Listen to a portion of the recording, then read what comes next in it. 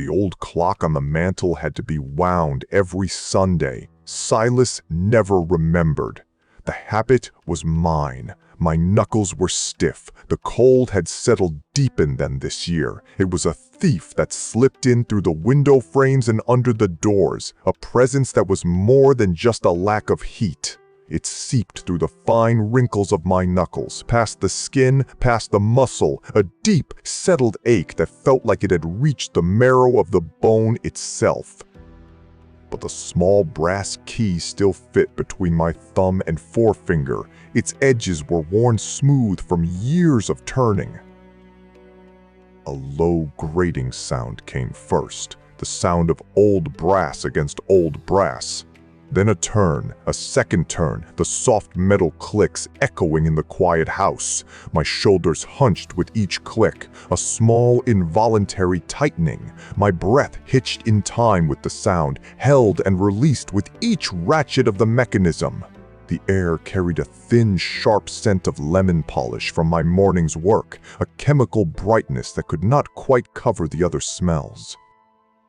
Beneath it, the musty comfort of old wool from the throw blanket on Silas's chair, and under that, the scent of the house itself, a faint, damp odor of plaster and dust that had never been there in our old home. A draft slipped under the front door, a ribbon of palpable cold that made the skin on my arms prickle and rise into 1,000 tiny points. It was always cold in this new house, a rental in town after the bank took the farm. This house had none of the familiar groans and sighs of our old home, none of the warmth baked into its bones over 50 years of living. It was a stranger's house, and it held its cold like a miser holds a coin. My work with the clock was done. My hands fell to my lap, the finger still stiff and curled from holding the key. In the sudden stillness, new sounds rose to take the place of the winding. I heard the low electric hum of the refrigerator from the kitchen, a constant droning note. From somewhere upstairs, the faint groan of a floorboard settling, a noise like a slow, sleeping breath. The air tasted of dust and cold metal, a flavor like a coin held too long on the tongue. I sat perfectly still, listening. My own breathing was a soft, rhythmic whisper. The silence between the house's noises felt vast and empty. The clock ticked. I watched the minute hand lurch past the 3. Silas was out, checking on I do not know what. There was nothing left to check on, no fences to mend, no livestock to feed. The thought sent a fresh pang through my chest, a physical clenching deep behind my ribs. He just found reasons to be gone, to escape the tight, quiet rooms that reminded us of all the open space we had lost. I ran a dust cloth over the mantel, a slow, methodical sweep. The flannel was soft against the wood. My fingers brushed something, not the smooth, worn pine of the little bird Silas had carved me, not the cool, slick ceramic of a photograph frame. It was a sound before it was a feeling, a dry, scratching whisper, like a mouse skittering behind a wall. Then the texture registered against my fingertips. It was rough, brittle. I looked down. Tucked behind a stack of old mail was a doll. It was no bigger than my hand, made of dried corn husks, the color of old parchment. It seemed to absorb the light rather than reflect it. It smelled faintly of dust and something else, something like damp earth, like a freshly dug root cellar in late autumn.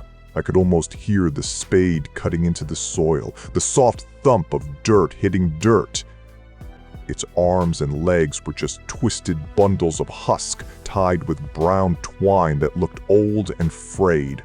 A scrap of fabric, faded blue with a pattern of tiny white flowers, was knotted around its middle like a dress. My breath caught in my throat, a sharp, painful snag. I knew that fabric.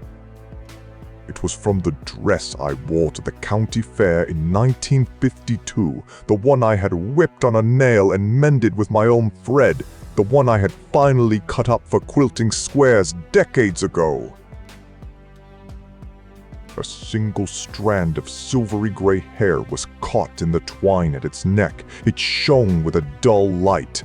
It was my hair. I picked it up. The husk was dry and light, almost weightless. It held no warmth, only the deep, permeating cold of the unheated corner it had occupied. As I lifted it, it made no sound at all, and the silence of it was heavy. Its body was a tight bundle of husks, brittle and fragile. The head was a thicker knot with no face, no eyes, no mouth. But I could feel it looking at me. A deep shudder started in my stomach and radiated outward, making the hand holding the doll tremble. My heart gave a single hard thump against my ribs, a painful jolt that echoed in my ears. I turned it over and over. The back of it was the same as the front, just folded, dried leaves.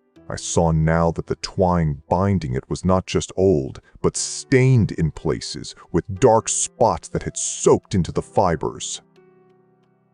I sat down heavily in Silas's armchair.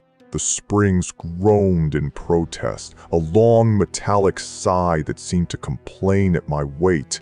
My mind raced, a frantic scramble for an answer that made sense. It had to be a child. That was the first thought, the only one that seemed possible. Some little girl from the neighborhood playing a game. Children did strange things, made odd collections, left them in secret places. But why here and how?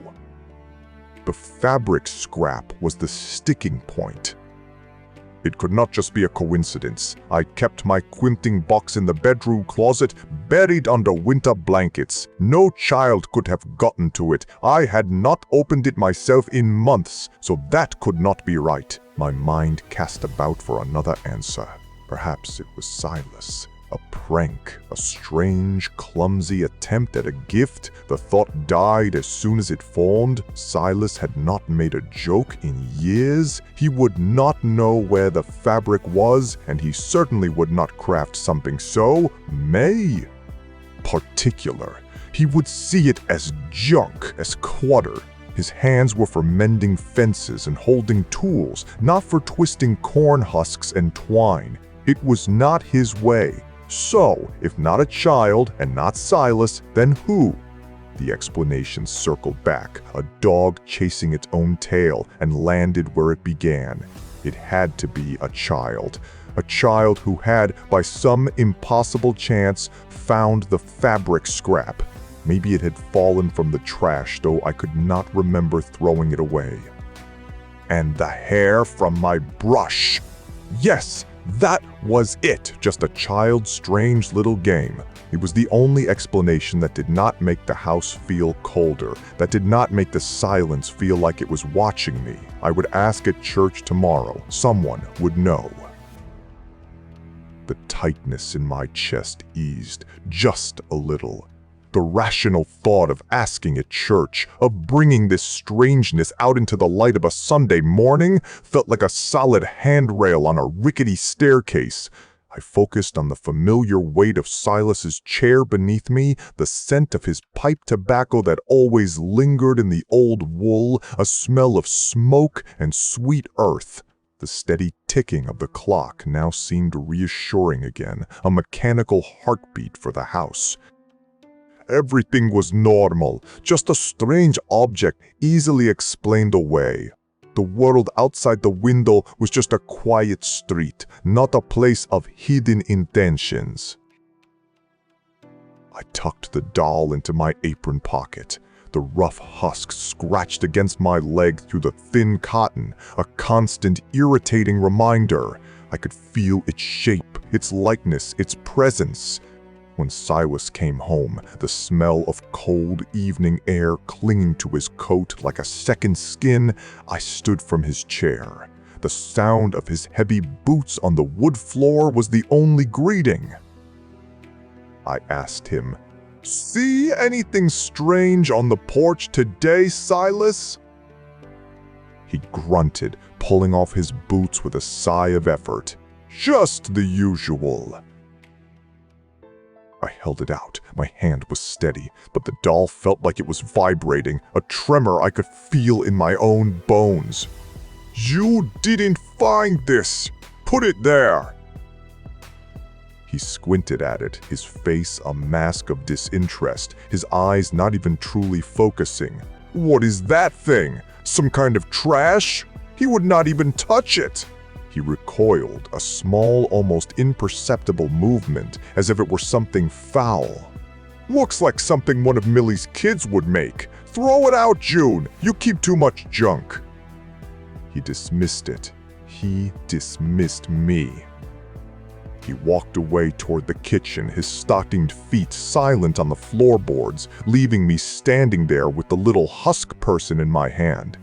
The cold from the floorboards seemed to seep right into the soles of my shoes, a chilling dampness that climbed up my ankles.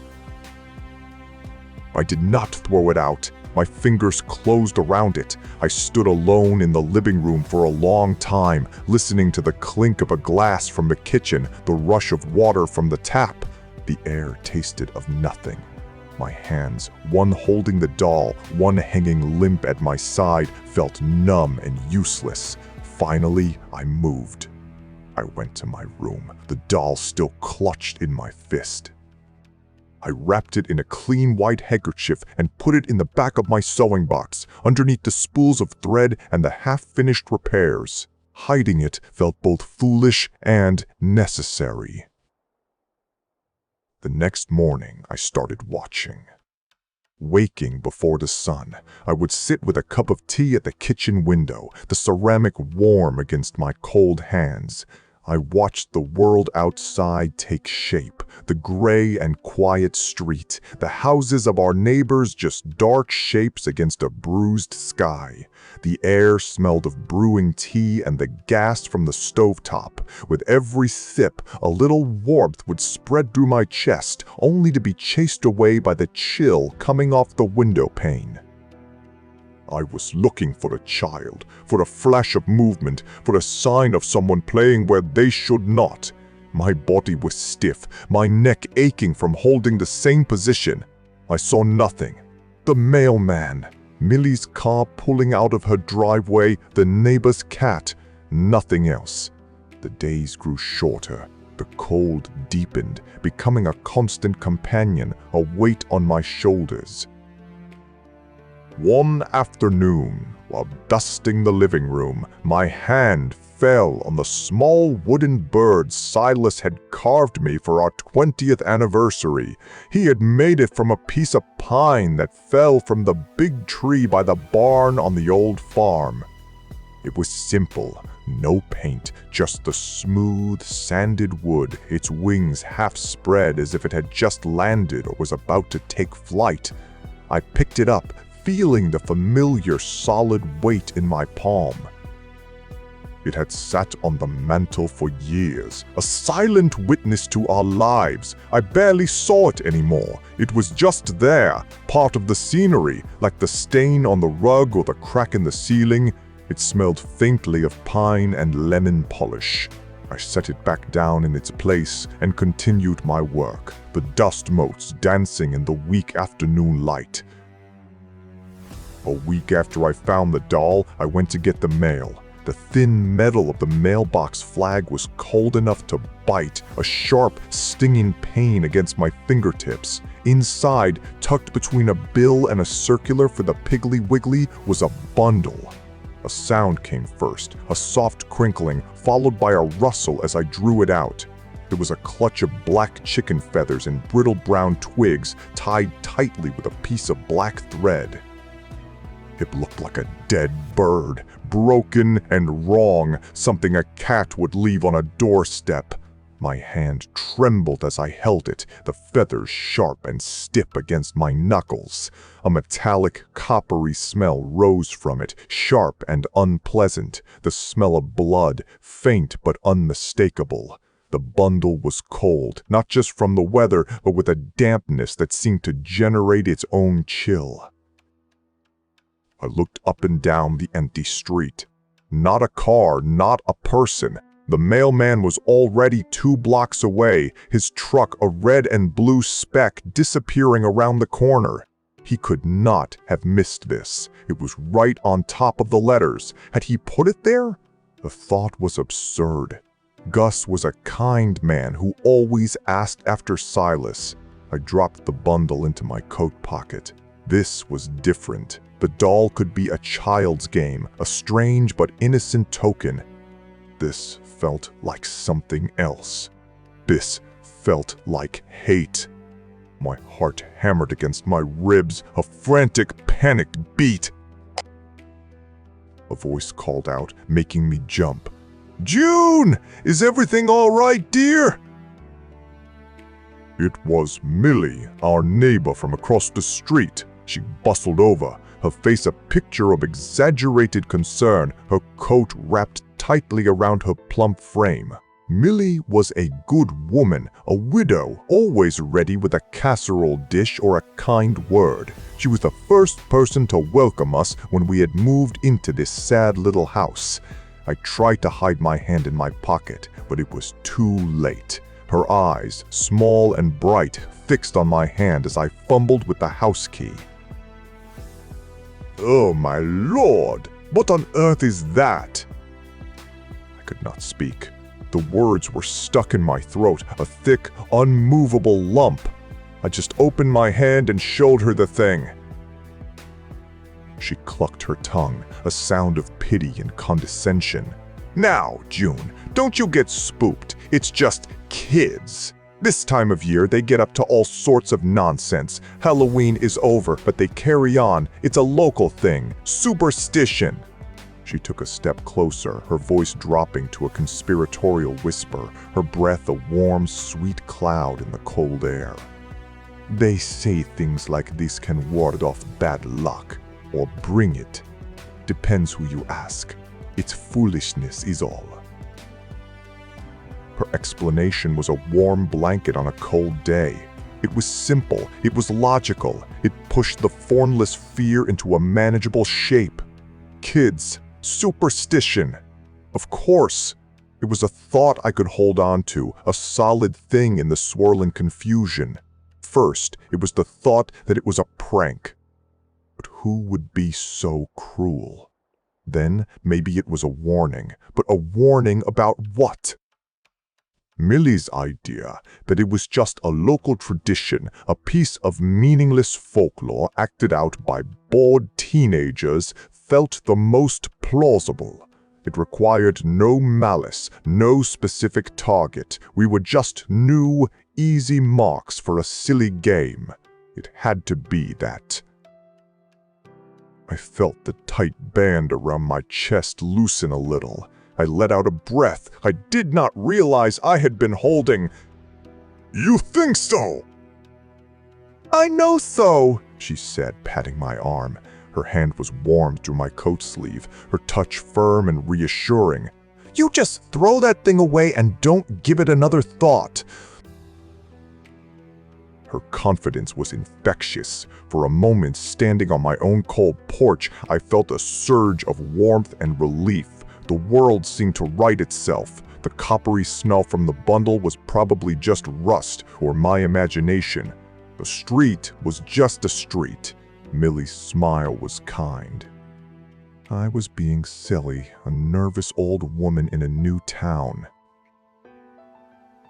That evening, I told Silas about it. He was reading the newspaper, his face hidden behind the crackling pages. The lamp beside him cast a warm, yellow circle of light in the dim room, a small island of comfort in the encroaching gloom. The house was quiet, except for the rustle of paper and the ever-present tick of the clock. "Another one?" he said, his voice muffled, not looking up. "I told you to throw that other thing out." "Silas, this was different. It smelled." He finally lowered the paper. His eyes narrowed over the top of his reading glasses. "That Millie, she fills your head with nonsense, superstition, ward off bad luck. It's just trash, June. Trash people throw out, blown in from the street. Now you got yourself worked up over nothing again." He shook his head slowly, a gesture of pure weariness, and rustled the paper back up like a shield, a wall between us. His words stung, a sharp, familiar ache. He made me feel foolish, old, and hysterical. But he was probably right. Millie was probably right. It was nothing. Just kids. Just trash. I turned away and went to the stove to stir the soup, my back to him. The heat from the burner washed over my face, a welcome sensation. The house felt hot, stuffy. I told myself it was the stove, but a single bead of sweat ran down my temple. I was almost convinced. Almost. That night, after he was asleep, I took the bundle of feathers from my coat pocket and put it in the sewing box with the doll. They lay together in the dark. The objects kept appearing. A week later, after a night of steady rain, I found a shape drawn in the damp, dark earth beside the old well in the backyard. The well was capped with a heavy slab of concrete, useless, a relic of a time before the town had water lines. The shape was a spiral dug into the soft soil with a finger or a pointed stick. It was fresh. There were no footprints around it, none but my own. The air was cold and smelled of wet leaves and clean, washed earth.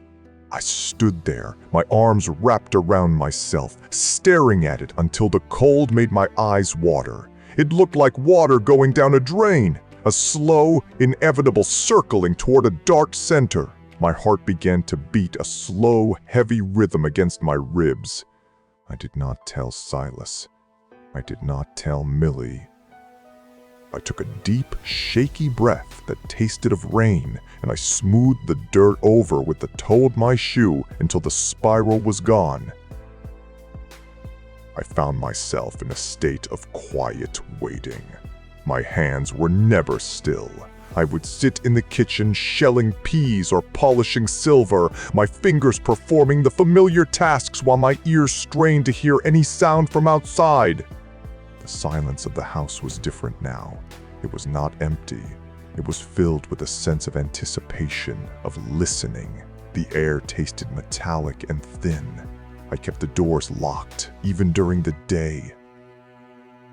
A few days after that, I was dusting the mantelpiece. The routine was a comfort, a way to impose order. My hand, moving automatically, went to the spot where the wooden bird always sat. It was empty. A cold dread, sharp and sudden, washed through me, a wave of ice water in my veins. A gasp escaped my lips, a small, wounded sound in the quiet room. I looked around, my heart starting to pound a frantic, uneven rhythm. I checked under the cushions of the sofa, my fingers digging into the rough fabric. I looked behind the heavy floral curtains, their dusty scent filling my nose. It was gone. I searched the whole house, my movements becoming more frantic. My breath came in short, sharp bursts. It was just a piece of wood. It meant nothing, not really. But it was mine. It was ours. It was from the farm. Finally, exhausted, my search having turned up nothing, I gave up. I went to the front door, my hand trembling as I reached for the knob, intending to get the morning paper, which the boy always threw onto the porch. There it was. The little pine bird sat directly in the center of the top step. Its carved, unblinking eyes were aimed straight at the dark line of woods that bordered the back of the properties on our street. My breath left my body in a rush, a silent scream. I had not touched it in days. I had dusted around it. Silas had not been in the living room this morning. He was still asleep. There was no explanation. It could not be there. But it was. The dampness of the morning air had darkened the pine to a bruised brown color, and the grain of the wood stood out in sharp relief. A single drop of dew clung to its carved beak like a glass tear. It looked colder than wood should be. I snatched it up. The wood was cold, clammy with morning dew, the chill sinking instantly into my skin. I ran back inside, fumbling with the lock on the door, my heart thudding against my collarbone so hard it hurt. This was not a game. This was not trash. This was a message. I could not ignore the pattern anymore. I took out the sewing box from the closet and laid the objects on the kitchen table. The corn husk doll with my hair, the bundle of black feathers that still smelled faintly of blood. I took a piece of paper and a pencil and drew the spiral I had seen in the dirt. I placed the wooden bird beside them, a collection of madness. I sat and stared at them, my mind working, trying to force the pieces together. The doll had appeared after I had lunch with Millie at the church social. The feather bundle was left the morning after Millie brought over a pear pie, stained for coffee and conversation. The spiral was drawn in the earth the day after she had helped me weed my little patch of pathetic-looking tomatoes, her hands digging in the soil beside mine. And the bird? Millie had been over yesterday afternoon, standing right there on the porch with me, complaining about the squirrels getting into a bird feeder. We had stood there, looking out at the yard, at the back of the house. The connection was there, as clear and sharp as a crack in a frozen pane of glass. The thoughts arranged themselves in my head, a cold, hard line of logic. Every strange event, every frightening object had appeared within a day of my seeing Millie. It had to be her, but that made no sense. Why?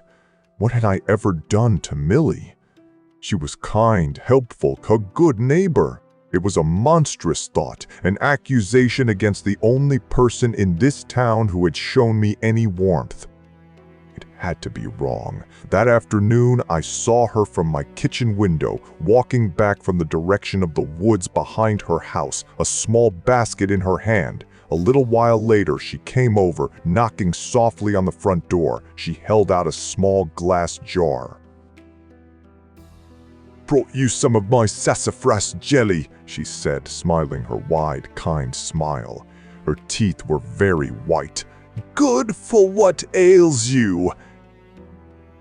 I looked at her, really looked at her. Her hands were clean, her fingernails neatly filed. Her dress was immaculate, but on the cuff of her sleeve I saw it, a small, dark smudge. It was the same rich, clay-colored soil from beside my well, the kind of soil that was not in her own neatly manicured garden.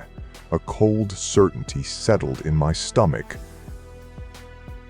The smile on my face felt brittle, like it might crack and fall from my face in pieces. "Thank you, Millie. That's so kind."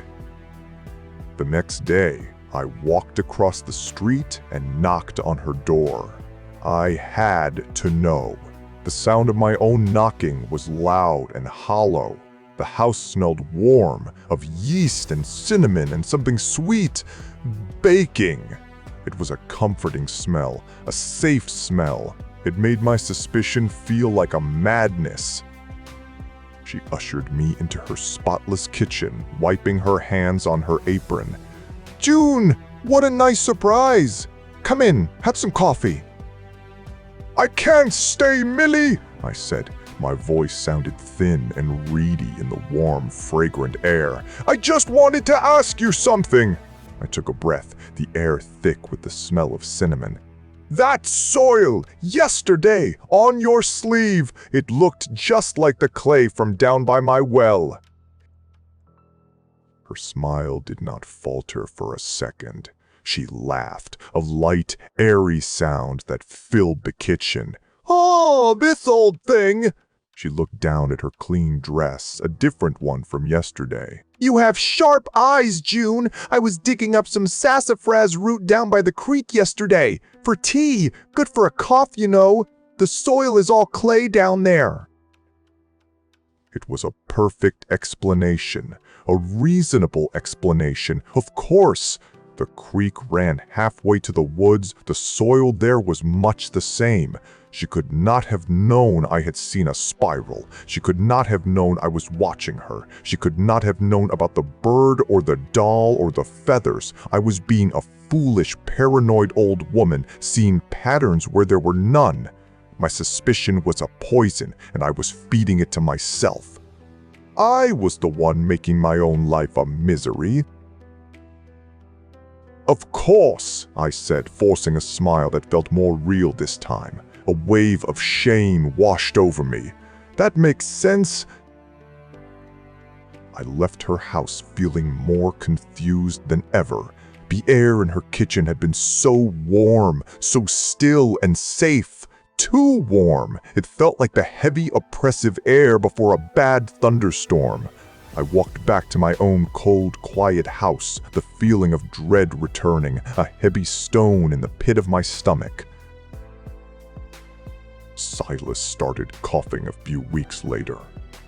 At first, it was just a dry tickle in his throat, a small sound he would try to clear.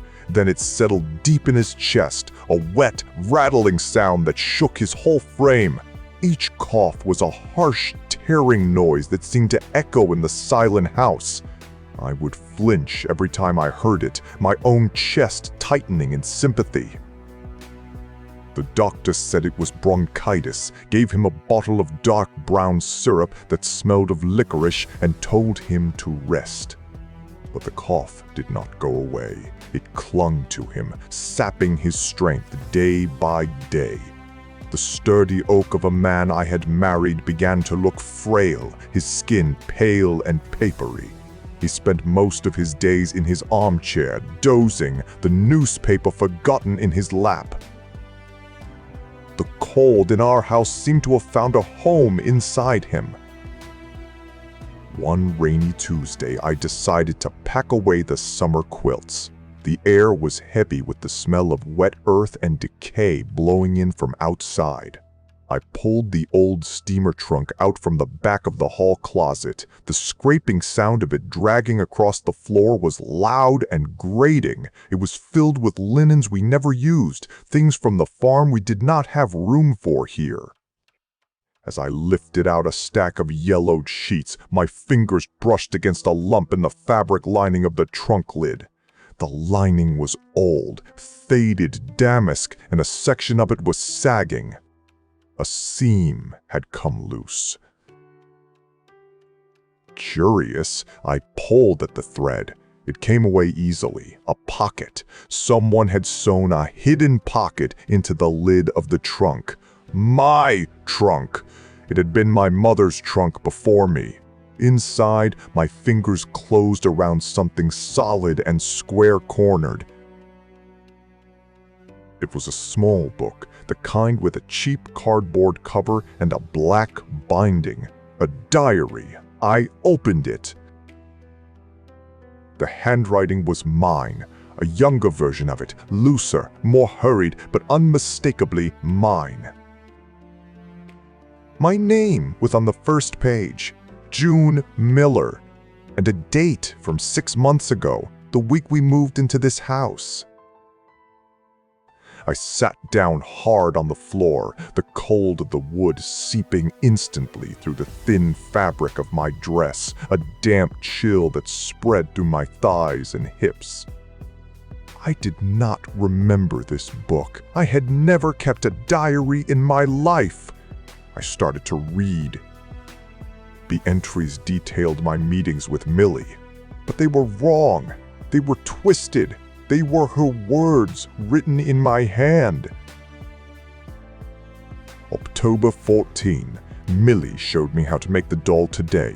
From the corn in her garden, she said to use something personal to tie its spirit to the house to make it our own. A piece of an old dress, a hair from my head. She says this is how we make a place a home. This is how we protect it. I turned the page, my hand shaking so much the paper rustled loudly. A cold sweat broke out on my forehead. October 22, a gift for the land. Millie says the land is sad here. We made a bundle of feathers from her black hen. She says it will confuse anyone with ill intent, make them lose their way before they get to the door. We left it for the mailman to find. A little joke, she said. November 5. Silas complains so. He hates this house, hates the town.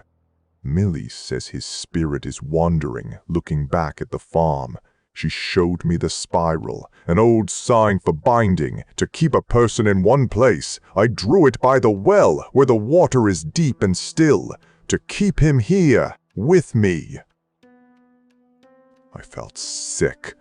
A wave of nausea rose from my stomach into my throat. I could not breathe. This was my handwriting, but these were not my thoughts. These were not my memories. This was a story of witchcraft, Appalachian folk magic, the kind my grandmother used to whisper about and then cross herself, the kind used for binding, for protection, for harm. I kept turning pages, a blur of entries detailing Millie's lessons. How to use the sassafras she gave me, not just for jelly, but boiled into a tea to make a man docile and quiet. How to use nightshade berries, gathered from the woods and boiled down to bring on a fever that no doctor could diagnose. My eyes landed on an entry from 3 weeks ago. November 18. The bird must not see.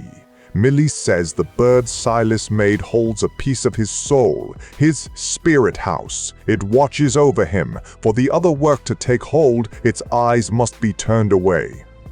Point it toward the woods, she said, toward the dark, so it cannot see what is happening in the house.